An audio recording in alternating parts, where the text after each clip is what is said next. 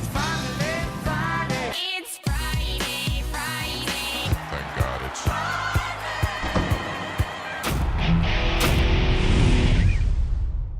All right, welcome back to the Friday Show, presented this week by the Breeders' Stakes at Woodbine. I'm Scott Jagow in studio. As you can tell by his shirt, Mr. Delmar himself, Ray Paulick, is at the racetrack. All right, Ray, we've had a couple of big events recently. Equestricon, a new event with lots of panels and discussions, and then there was the Jockey Club Roundtable. And integrity kept coming up in these events. Specifically, I'll start with Stuart Janney's closing remarks, the chairman of the Jockey Club, at the roundtable, where he talked about the trial that you covered in Pennsylvania, the Murray Rowehouse trial, where she was found guilty, essentially, of cheating by injecting horses with medication on race day illegally. So, he referenced it in terms of the fallout for the entire industry, and here's what he said. Try as you might, there were no heroes to be found. And to anyone sitting comfortably in this room thinking Pennsylvania's problems are not yours, I would say forget it. We own this problem. It gives all of racing a black eye. It jeopardizes our share of slots revenue in all states. It arouses animal welfare groups nationally, as it should. It suggests strongly that similar problems lurk in many other jurisdictions. Ironically, the gaming money being shoveled into undeserving hands in Pennsylvania has made it very difficult to fill cards in other Middle Atlantic venues where one can argue that racing is being conducted properly. So, Ray, do you agree with Janney's assessment that what happened in Pennsylvania gives all of racing a black eye? I do, and I think it happens on multiple fronts. The general public certainly hears about things like this, and it only confirms their suspicions that racing is a dirty game. It probably keeps people from becoming fans, from becoming owners. But it also, I think, affects state legislators who are in other states who are looking at horse racing and all of the money going into horse racing from casinos and slot machines at the tracks. And they're trying to pay for school teachers and doctors and policemen and firefighters. And they're saying, do they really deserve this money in horse racing if they can't even keep a clean ship operating? If their game is dirty, why are we putting millions of dollars into it? So I think that's a serious problem, and it's going to be one that only gets worse. And states like Pennsylvania give these legislators the ammunition they need. And you've pointed out to me in the past that you have owners come to you and say, I can't compete in this game. I got to get out because I can't compete against people who are taking an edge illegally, who are breaking the rules, not bending the rules. They're breaking the rules, taking an edge illegally. So you have, people getting out of the game because of it. That's a big problem. Go ahead. That's exactly right. And here's the thing about this trial. This woman was convicted of basically serial cheating. And when one person cheats and wins, you're taking money from someone else, presumably who isn't cheating. And the HBPA, the National Horsemen's Organization, representing owners, helped fund her defense.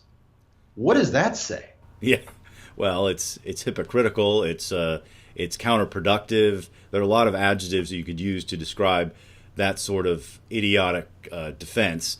But Janney also pointed out another problem, which is, so the purses, get inflated by the slots money in Pennsylvania, and then that money winds up in undeserving hands, as he put it, the cheating trainers.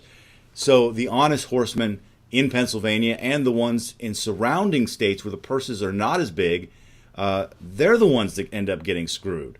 So there, as you said, a lot of levels, ripple effects, and of course perception is reality. Look at that poll in Britain, which had half of the respondents say they thought racing was fixed. That's a serious problem. Yeah, and we actually think Great Britain has a better system than we do with the British Horse Racing Authority. What that poll tells me is they've got some more work to do. The idea of casino tracks pulling horses from other states and states fighting over horses, This is only going to get worse as the smaller foal crops take effect. And the Jockey Club announced a smaller foal crop for 2018 based on this year's mares that were bred. This is all going to have a huge impact on the racetrack and on the betting customer. They don't want to have 5 and 6 horse fields, but that's what we're facing unless the racetracks, especially in regions like the Northeast, unless they start to cooperate on racing dates, on scheduling, whether it's a national authority we need or regional authority, we need some kind of coordination, because the foal crop reduction is real and it's going to be a problem. What other sport doesn't have some sort of league office, commissioner, association that coordinates these kinds of things? It's not just the medication. We have legislation in Congress.